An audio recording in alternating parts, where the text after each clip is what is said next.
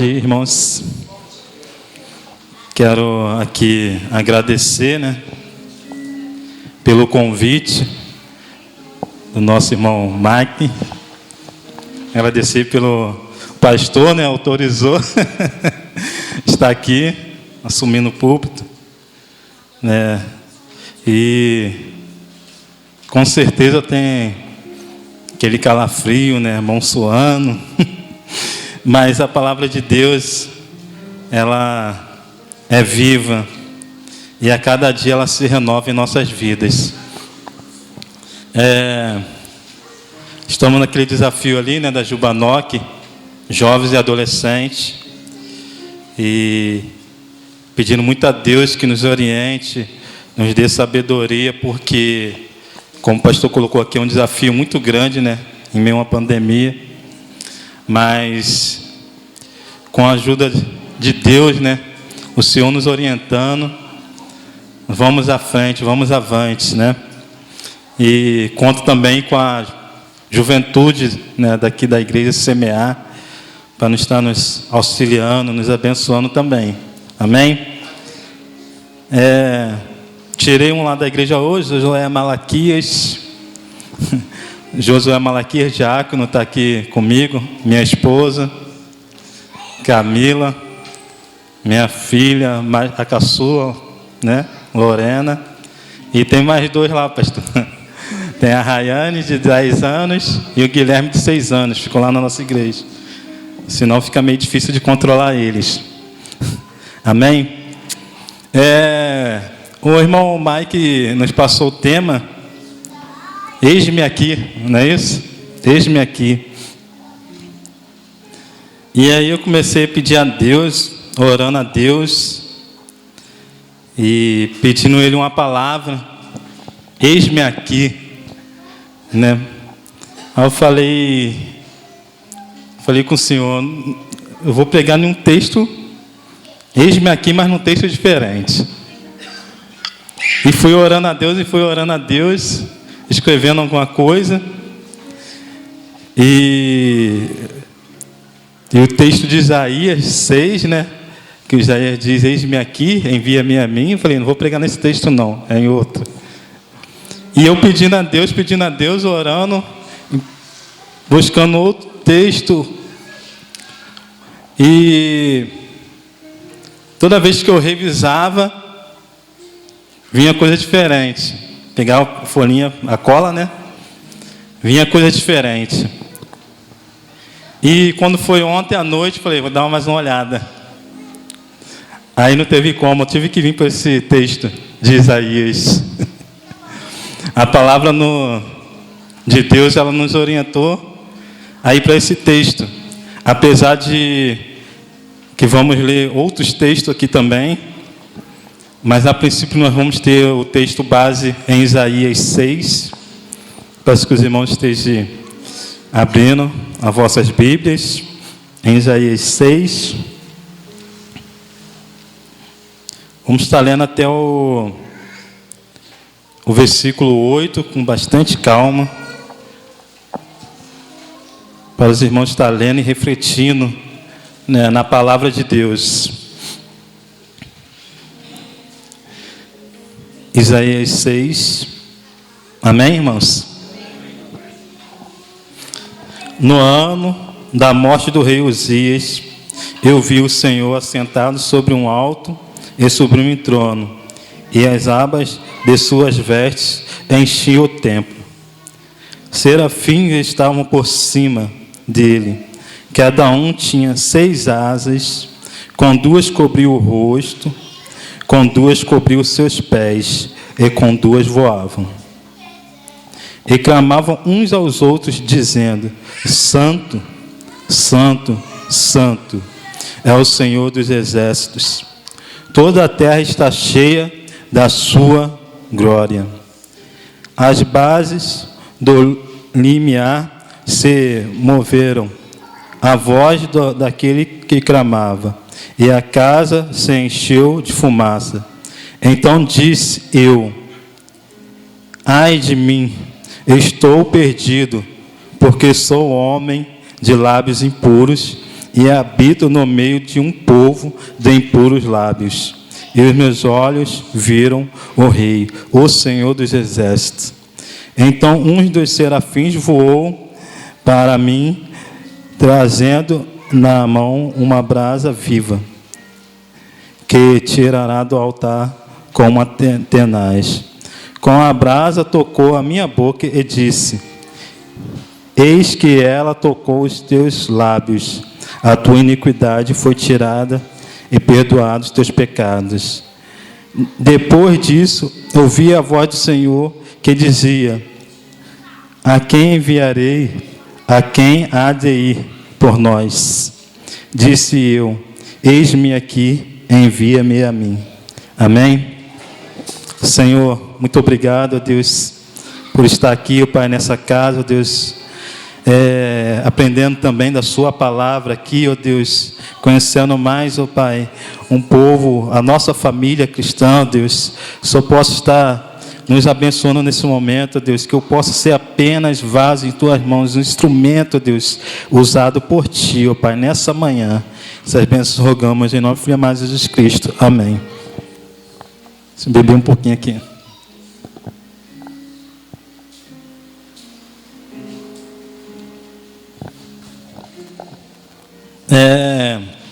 Antes de começar, né, pastor, eu fiquei querendo entender essa parte aqui, né, que os anjos com Deus conversando. Eu achei interessante que Isaías estava ali e os anjos conversando com Deus. E ele ouviu uma voz dizendo: quem há de ir por nós? É quase que foi uma indireta, né, para Isaías, porque estava ali os anjos de Deus e Isaías observando aquilo tudo. E ele falou: quem há de ir por nós? E Isaías se colocou à disposição. O primeiro ponto que separamos aqui, né, e tem uns 2 tópicos e alguns subtópicos: para ouvir o chamado. Para ouvir o chamado. Para ouvir o chamado, precisamos estar na presença de Deus. Para ouvir o chamado, precisamos estar na presença de Deus. Já Isaías só viu o chamado porque ele estava ali, na presença de Deus. No versículo 1: eu vi o Senhor assentado sobre um alto e sublime trono. Isaías estava vendo o Senhor. Então, para ouvirmos chamado, precisamos, irmãos, estar na presença do Senhor. Para ouvir o chamado, precisamos reconhecer que somos pecadores. Ele diz: ai de mim, sou homem de impuro lábios. Então, se você quer ouvir o chamado de Deus, o chamado de Jesus para a sua vida hoje, nessa manhã, você precisa estar na presença do Senhor e precisa reconhecer que você é pecador. Você precisa de reconhecer que você precisa de Deus. Em Romanos 3:10, né, nós vamos ver ali o apóstolo Paulo dizendo que não há um justo, nenhum sequer. Somos todos pecadores. Então precisamos de reconhecer isso. Isaías reconheceu isso. Ele se colocou à presença de Deus e reconheceu que era pecador. Então eu estou aqui nessa manhã na presença de Deus e eu reconheço que eu sou pecador e eu estou ouvindo o chamado de Deus. E aí, jovens, o que fazer? Vou contar um pequeno testemunho. Bem antes de ir lá para o seminário, em 2000, eu recebi esse chamado em 2010. Em 2010, eu falei, agora eu vou ter que ir para o seminário. Fui alongando e fui agora, foi esse ano. Estou no primeiro ano lá do seminário. Mas, de repente, eu, ali num ponto de ônibus, esperando Parque Eldorado para ir para a faculdade, e veio um senhor, uma esquina, essa esquina não deve ter 50 metros de uma para a outra. Apontou um senhor na esquina ali, do outro lado da rua, atravessou a rua e veio falar comigo. Interessante é que eu sempre gostei de andar de blusas, no comum de manga, calça, sapato. E nesse dia, eu me arrumei totalmente diferente. Totalmente diferente. Eu coloquei uma bermuda, coloquei uma camiseta e um boné para trás para ir para a faculdade à noite. E tinha um colega que não crente, do meu lado, mais bem arrumado do que eu. Mas esse senhor atravessou a rua e veio em minha direção e falou assim comigo: você é crente? Aí eu falei com ele, eu sou. Aí ele falou, não estou te perguntando não, eu estou afirmando que você é crente. E Deus tem um chamado para a sua vida. E o chamado para a sua vida é para você ser missionário. Eu fiquei assustado, confesso aos irmãos, que eu fiquei assustado. Eu nem sei que cara que eu fiquei. Eu fiquei abobado ali. E esse senhor atravessou a rua e foi embora. E esse colega que estava do lado falou assim, rapaz, não liga não, rapaz, deve estar bêbado. Esquenta a cabeça não. Do jeito que eu fiquei, ele veio me consolar com essas palavras. Não esquenta a cabeça com isso que ele falou, não, ele deve estar bêbado. Eu falei, fiquei quieto. Então, ali eu tive meu chamado. E quando você entende, você recebeu o chamado, e quando você entende esse chamado, você precisa de dizer, eis-me aqui. Só que tem um porém. Não é simples dizer, eis-me aqui. Nós estávamos no estudo ali atrás com o pastor falou alguma coisa parecida. Não é simples dizer, tem um preço. E para dizer, eis-me aqui, eu preciso, primeiramente, abandonar as minhas vontades.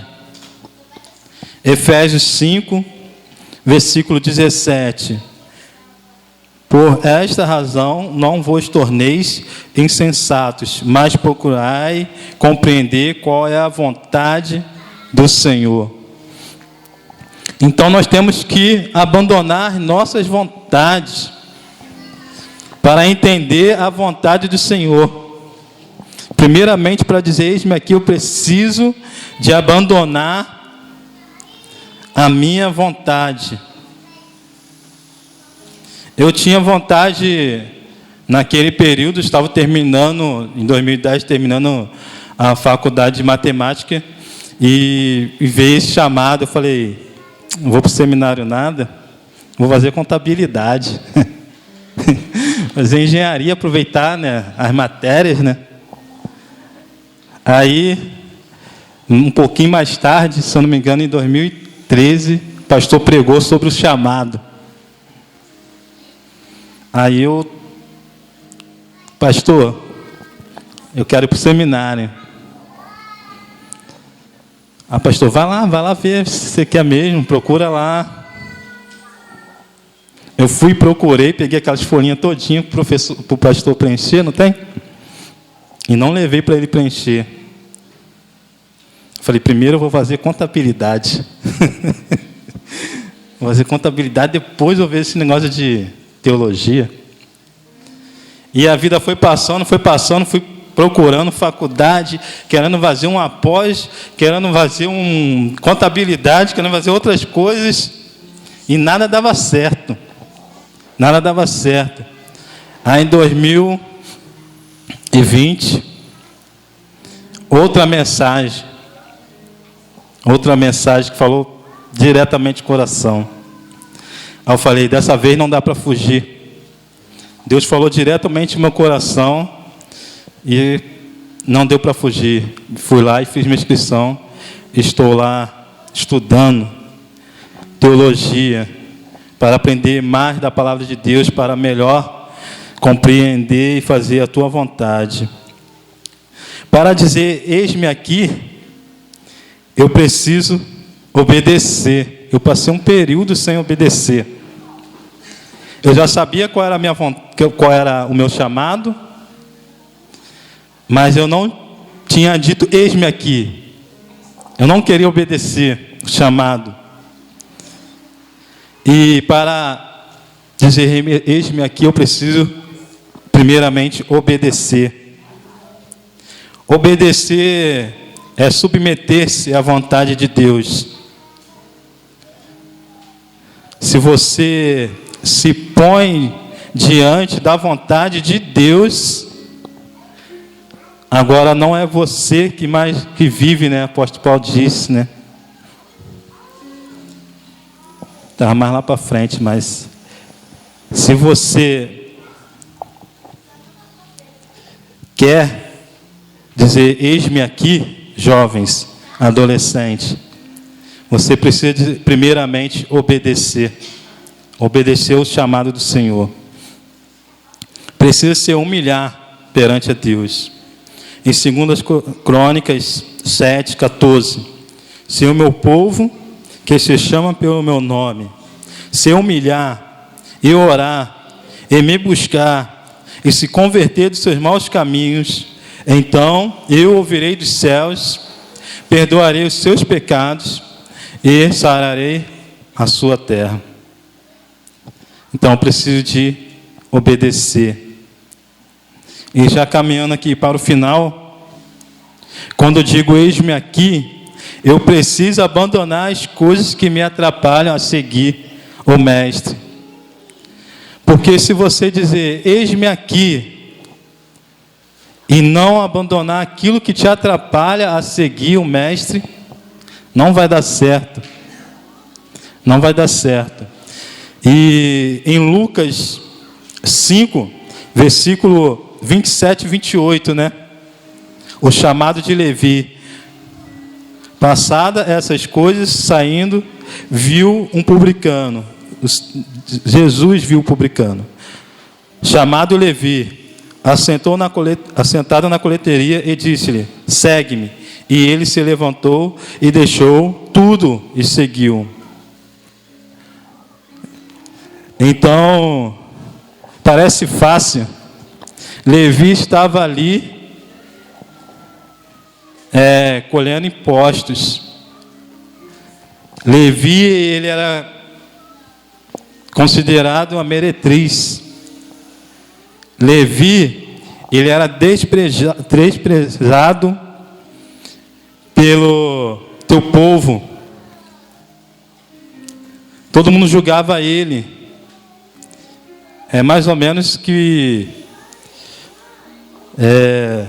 os políticos hoje, né? Ladrão, safado, né? E Levi, ele passava por essa situação. Então, eu imagino que todo mundo olhava para Levi, sentado ali, e fala, ele é do nosso povo, olha o que ele está fazendo, né? Mas Jesus não.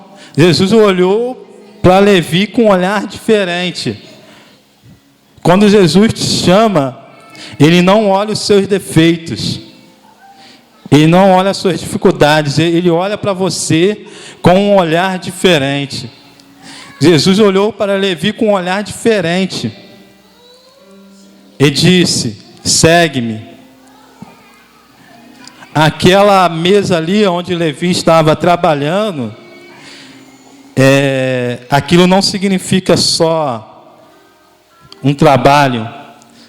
Senão o povo está pensando, ele está falando para largar o trabalho, largar o estudo. Não, não é isso não. Não é para você largar sua faculdade, seu estudo, seu trabalho, não. É para você largar aquilo que te atrapalha a servir ao Senhor.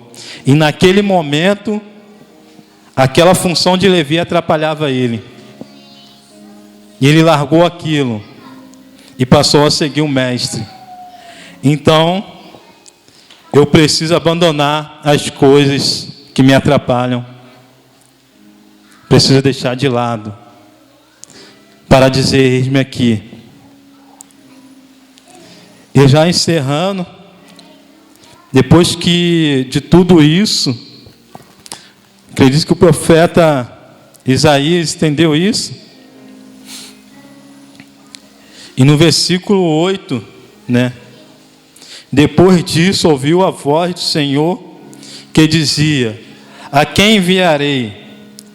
A quem há de ir por nós? Disse eu: eis-me aqui, envia-me a mim. E aí, depois dessas palavras, está em nossas mãos agora. Às vezes você pode pensar: sou jovem demais, sou adolescente. Mas tem tantos na Bíblia, né, pastor, que foram jovens, adolescentes, 16 anos, 18 anos, criança, e decidiu. Então você pode decidir nessa manhã, aqui e agora, se você está disposto a abandonar tudo isso e seguir um mestre. Você já entendeu o teu chamado e está disposto a seguir o mestre?